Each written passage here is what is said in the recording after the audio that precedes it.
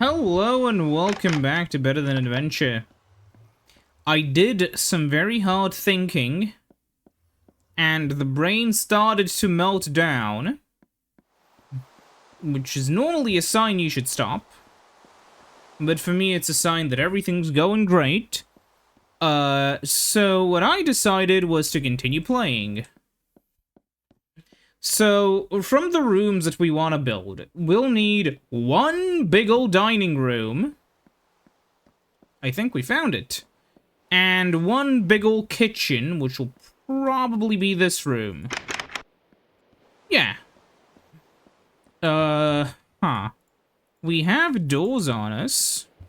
Now I would really love the ability to, move chests. But yeah, we'll have to drop some stuff here for now.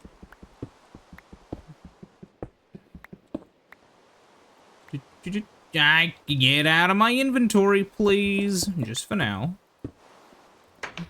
Okay, so we want to make a dining room.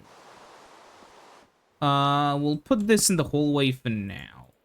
So, what is the issue with the dining room? Well, I don't want to make the wood here out of the same material as the floor. So I think I'm going to get spruce from the forest, that is, outside. But to do that, we will have to sleep.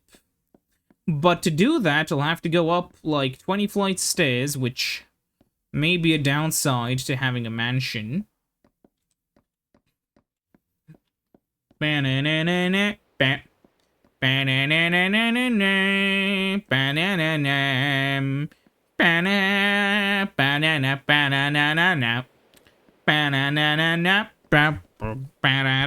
way, it is kind of unreal I gotta play through Luigi's Mansion 2. Wait, did I just come here? It's becoming daytime, isn't it? Don't I feel stupid? Okay, let's head back out. Yeah, whatever. So, yeah, it was one of the original, like, games that I always wanted to play on the channel. There aren't that many of them, but there's, like, a limited list of games that I really wanted to play, and it was one of them. So, you know, I waited for the, I waited for the Switch version, but, like, I don't know. I know it sounds weird that that was a game that I was really excited to play, but, like, I discovered Luigi's Mansion 1 before I did 2, or maybe, I don't remember which was which, but, the thing is that I have a lot more of the fond memories of 2 than I do of 1. So maybe I did find 2 first. The difference, of course, is that, the big difference between 1 and 2, of course, is that 1 is in one big mansion, 2 is in 5 smaller mansions. But while I have seen some people claim that, 2 is worse than 1, I would have to disagree. Like, a lot. For the simple reason that, like, the more, like, I've seen people claim a lot of the dumb stuff about the mansions. Like, I don't know. Honestly, in my opinion, the one I'm the least interested in is 3. Mainly because the floors are, like, a similar... Okay, 3 is really cool. But, like, the floors are just mansions again, except that now you're kinda limited in the way you can traverse stuff. I don't know.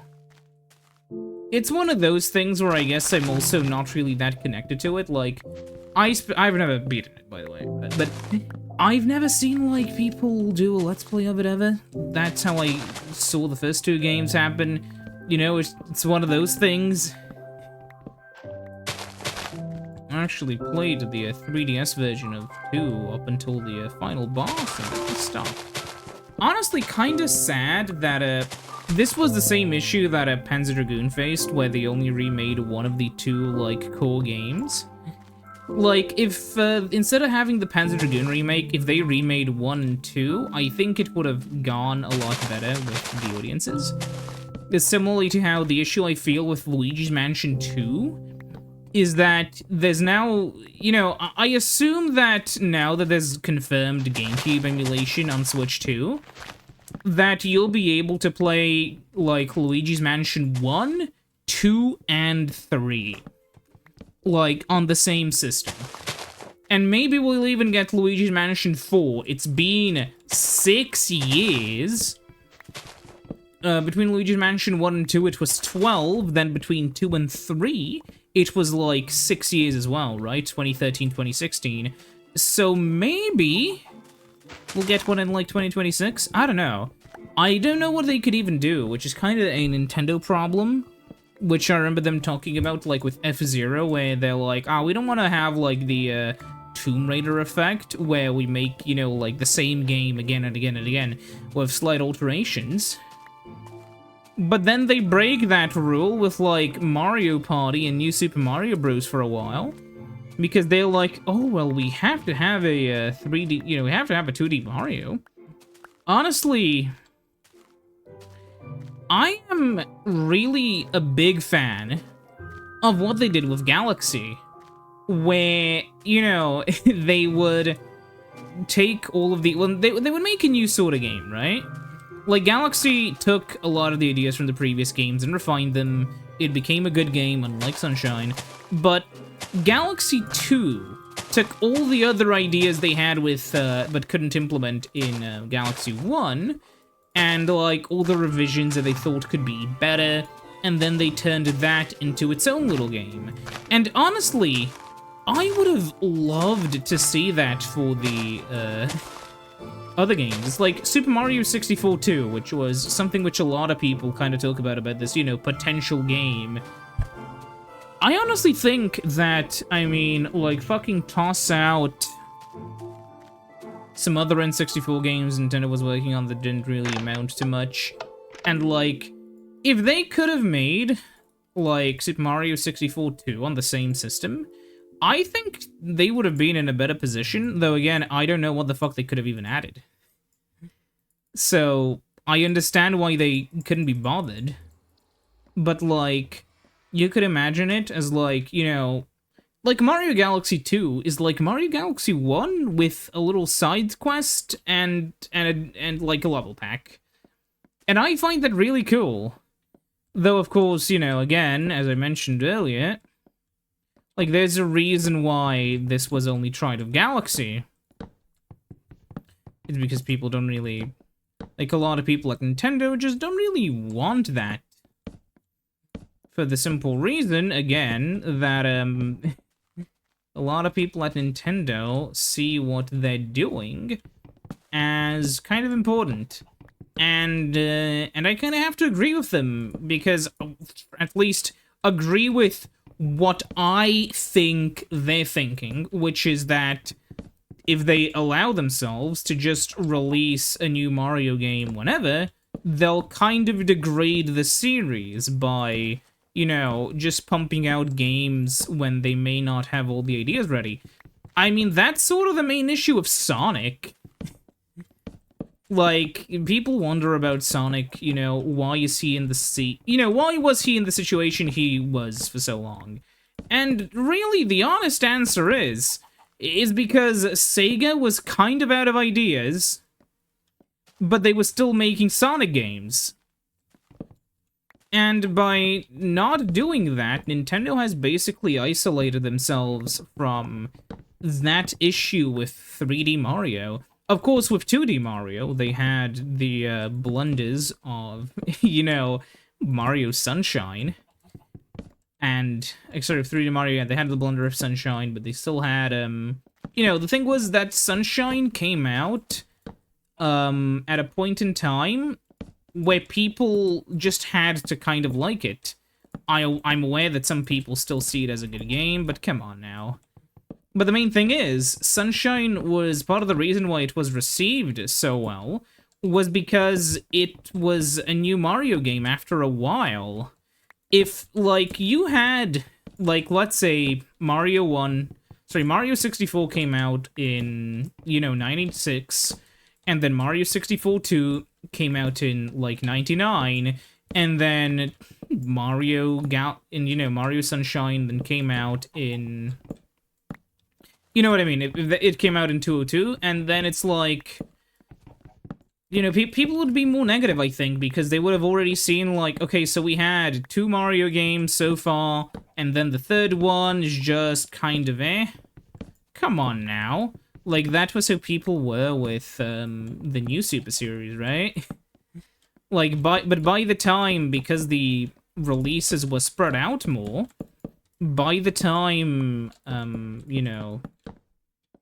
Galaxy 1 and 2 came out, I think, that was the point where people were kind of more ready for unique entries.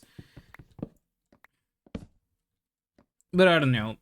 The issue also is, a lot of the discussion around, like, the new Super games are very YouTube-centric.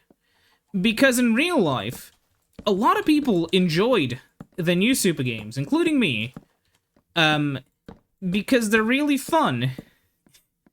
Like, I'm sorry, I know that's like, for some people, it's like, oh, how could you say that? They're the new Super Series. No, they're really fun games.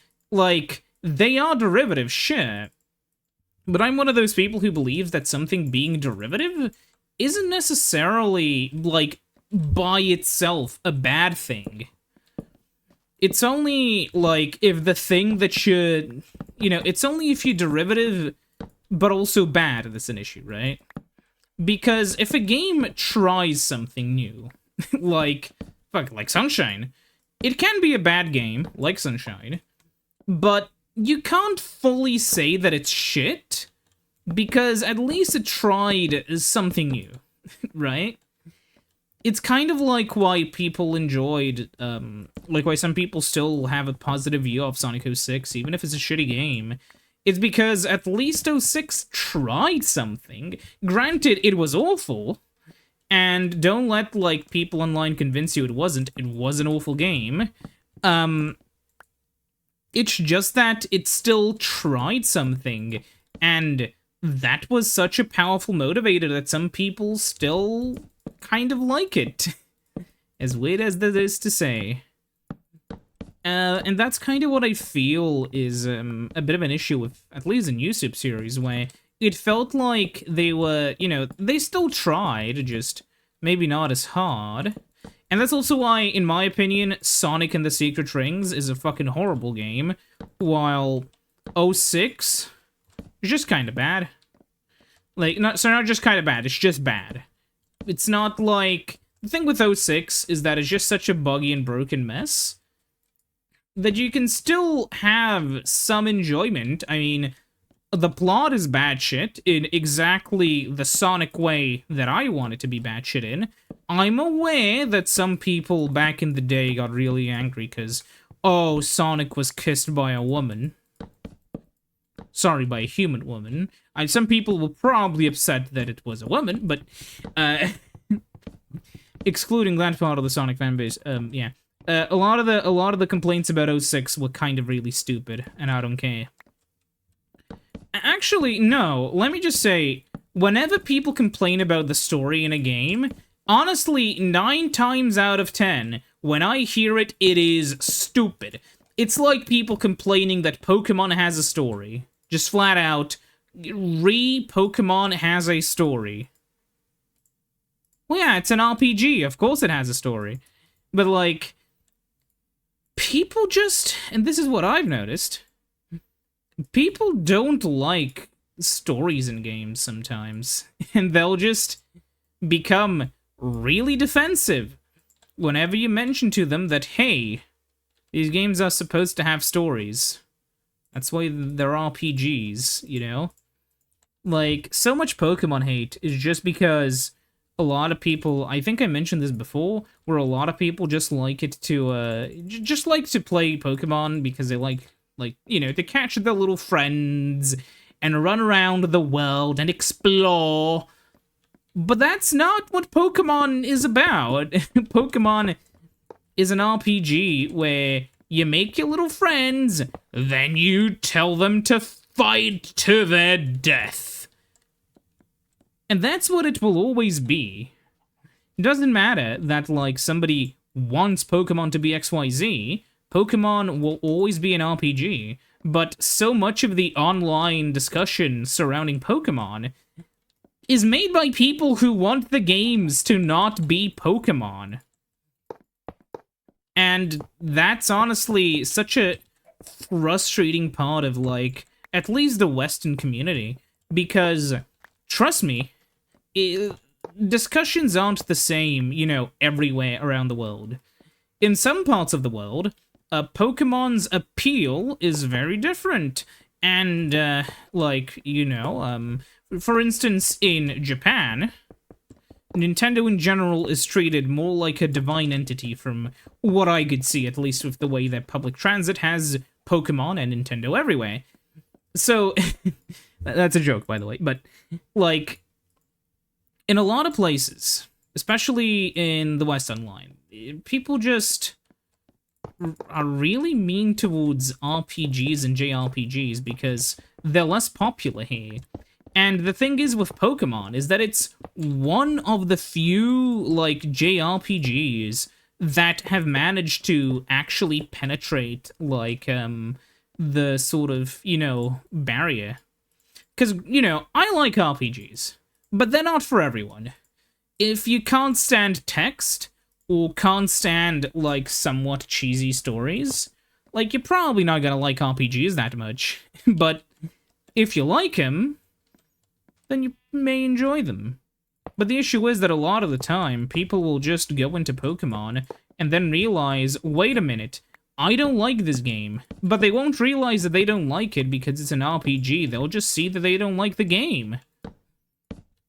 And instead of thinking, is there something with this game that I personally don't like, they'll immediately just go to, this game must suck and there must be something inherently wrong with it.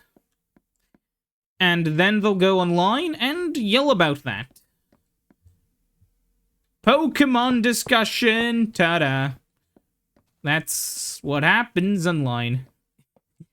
But yeah, so this is kind of like the kitchen. I have a bit of a limited block variety, so there you go. So now, let's make a library. But for library, we'll need more spruce, and it's night out. So I'll have to deal with the enemies while hunting for the spruce.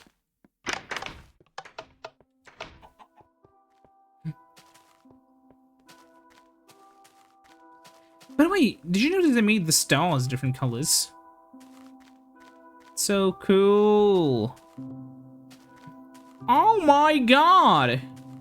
It's a zombie. Shit. Oh, ow. I don't have any food on me. Nor a sword. Okay. Beta combat. Clicking like a maniac, still getting hurt. Okay. The trick is, so back in the day, mobs would just walk towards you. Nowadays, they have real pathfinding. Which is why mobs will follow you and not just run into the nearest pit, attempting to follow you.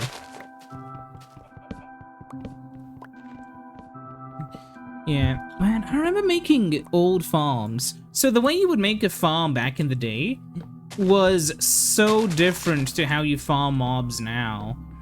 Because back in the day, there weren't all of these complex interactions with cats, so, like, realistically, all that you... or skeletons, so what you would do for a farm was you would basically have just, like, the little... you would just have, like, little platforms that are, like, 3x3, and you would have a lot of them, and then if you wanted to stop spiders from spawning, because very often they would be annoying, you would have, like, a hole, sort of like you would have a half slab in the middle. And then you would just have a lot of these and just hope the game randomly spawns stuff in there. And it didn't work out too well, because for a while, we didn't realize that the best way to maximize this is to climb to the top of the world so that mobs aren't spawning in the caves down below to have a lit up base. So, yeah. Ah, hello there. Fuck. Why is there... Huh. Maybe a bit out of our element here. Escape. There we go. I am unstoppable.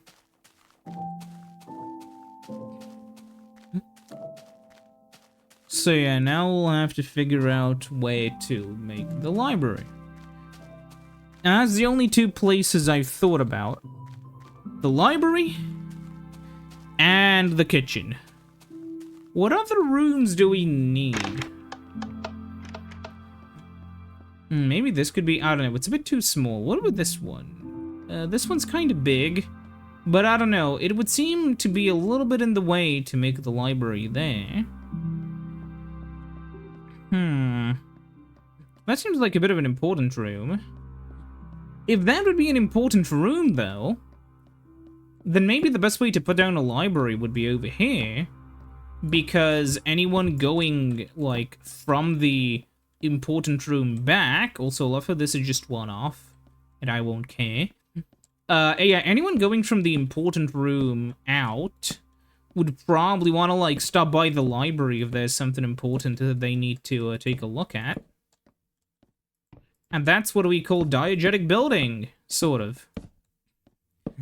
I'm just gonna call everything diegetic from now on. Well, generally the idea is you want to make spaces feel actually lived in. Though that is harder than just making a bunch of empty rooms, but, yeah, like, trying to figure out what would make the most sense, because I'm trying to make, like, that would be some kind of important room over there, so why not have the library right across the hall? Not a very big library, but it'll be tall. From the fucking floor to the ceiling tall, if you're wondering.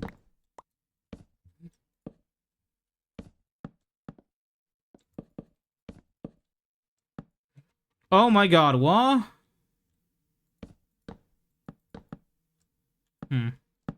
There may be some kind of fast bridging thing, I think. Ow. Okay, I'm gonna go down, heal, and grab some more bookshelves and food.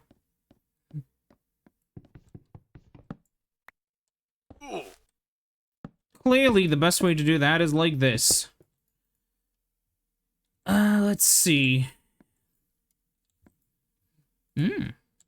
More pine. Well, I said spruce. Turns out it's pine. That's a lot of oak. Oh my god, more pine.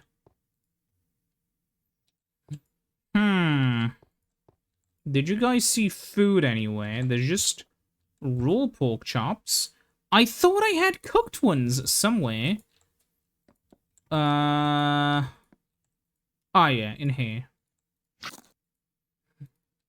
So let's throw in a bunch of random stuff. And make another stack of bookshelves.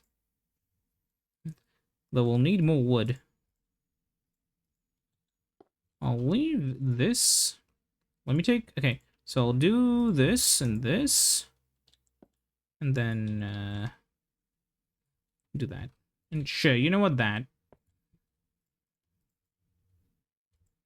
So yeah, now we can proceed to, somehow turn 6 cubic meters of wood into 1 cubic meter of bookshelf. Now we can continue going back up. But yeah, that's the idea.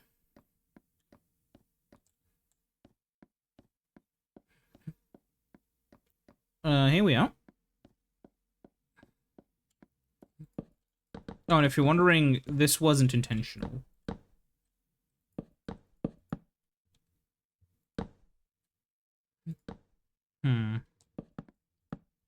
Actually, what I could do is do...